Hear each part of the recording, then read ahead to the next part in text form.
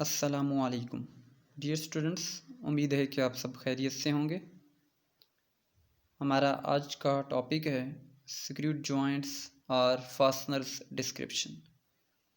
Machine design and analysis के chapter number 5 को हम स्टार्ट कर रहे हैं, स्क्रूड जॉइंट्स। और जो हमारा आज का टॉपिक है ये topic mechanical first year mech 173 engineering drawing and graphics का टॉपिक भी है। Similarly second year mech 246 machine shop के पोर्शन में भी शामिल है। What are the screwed joints?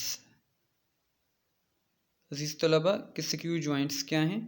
Screwed joints are used to clamp और fasten machine parts together in such a manner that they can be assembled or disassembled radially. For example, nut and bolt. Screw joints आरजी fasteners के किस्म हैं। RG fasteners ऐसे fasteners को कहते हैं जो कि दो एलिमेंट्स को आरजी तौर पर जोड़ने के लिए इस्तेमाल किए जाते हैं और इन हिस्सों को बग़ैर तोड़े आसानी से अलहदा भी किया जा सकता है। स्क्रू जॉइंट्स अमूमन दो मेंबर्स पर मुश्तमिल होते हैं। मेल मेंबर जिस पर बैरूनी चूड़ियाँ बनी होती हैं जैसा कि बोल्ट, और दूसरा फीमेल मेंबर जिस पर अंदरूनी चूड़ियाँ काटी गई होती हैं जैसा कि नट। अब हम देख लेते हैं स्क्रू जॉइंट्स के फ़वाइद को। स्क्रू जॉइंट इस्तेमाल में बहुत ही काबिल एतबार हैं, highly reliable in service.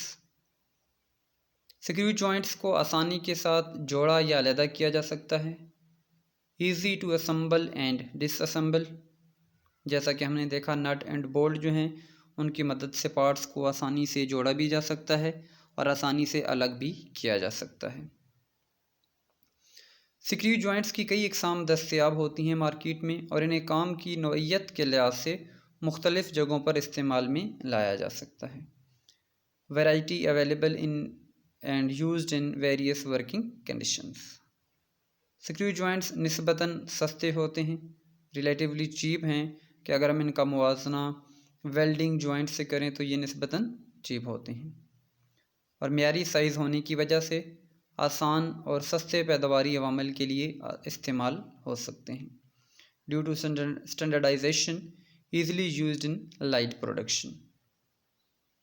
Screw की मदद से ताकत को मुंतकिल किया जा सकता है जैसा कि लेथ मशीन, मिलिंग मशीन के लीड स्क्रू वगैरह।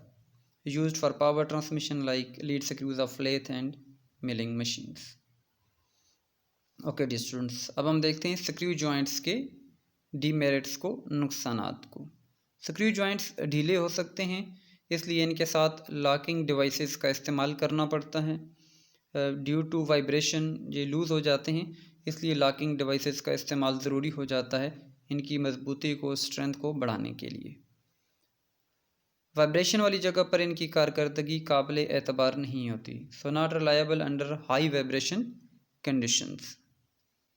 And the third one is strength is less than welded and riveted joints, कि ये जो joints हैं स्क्रू joints इनकी मजबूती जो है वो वेल्डेड और रिवेटेड joints की निस्बत कम होती है।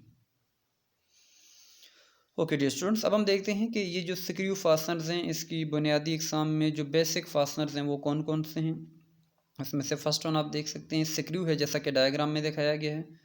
Screw threads are helical in form and helical ridges are formed by cutting or rolling a groove into the surface of cylindrical bar, which is called a screw and is used without nut.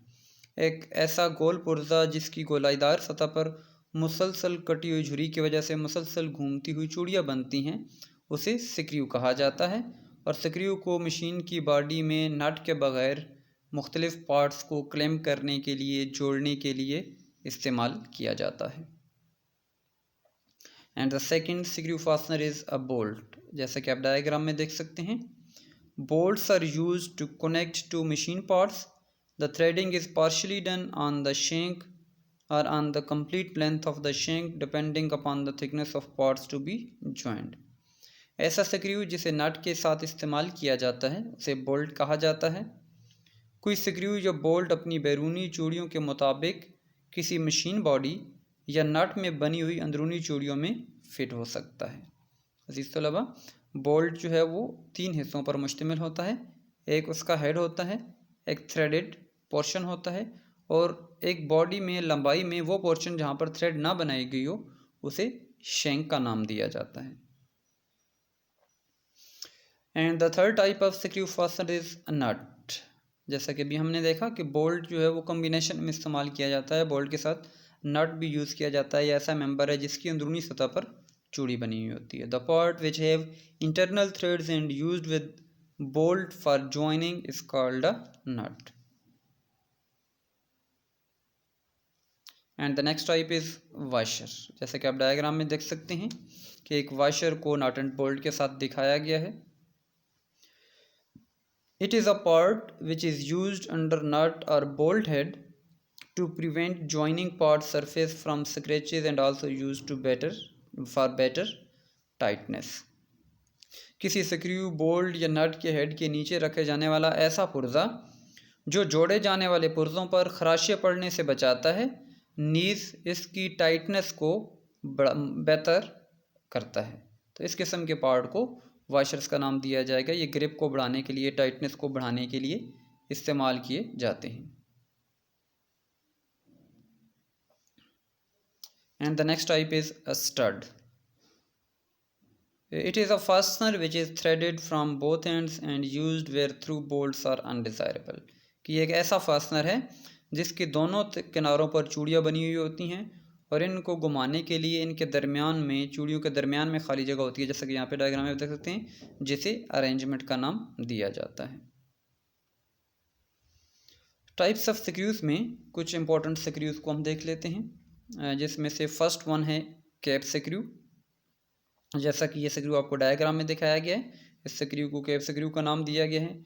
Cap screws provide better fastening for machine parts without use of nut and the holding of the parts is due to pressure exerted by the head of screw।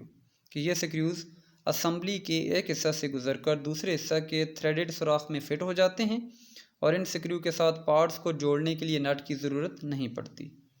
और आमतौर पर ये जो cap screws होते हैं, इनका जो head होता है वो राउंड, फ्लैट, हेक्सागोनल, फ्लस्टर या सॉकेट शेप का होता है। Okay dear students, and the next one is a machine screw. Types of screw में सेकंड टाइप है मशीन स्क्रू, जिसकी डायग्राम भी आप देख सकते हैं। These screws are used in a machine tools for fastening various parts, can be used with nut. कि ये स्क्रूज कैप स्क्रूज की तरह के ही होते हैं, सिमिलर शेप के, लेकिन साइज़ में उससे कम होते हैं नट के साथ और पतले मटेरियल की असम्बलिंग के लिए इस्तेमाल किए जाते हैं। इन्हें नट के साथ भी इस्तेमाल किया जाता है और थिन मटेरियल को जब जोड़ना हो, असम्बलिंग करना हो, तो वहाँ पर मशीन स्क्रूज को यूज़ किया जाता है और मोस्टली इनको मशीन टूल्स के अंदर यूज़ किया जाता है। और इन स्क्रूज के भी जो हेड होते हैं वो round, flat, oval, fillister, pan या हेक्सागोनल शेप के हो सकते हैं। Okay dear students, and third type of screw is a set screw.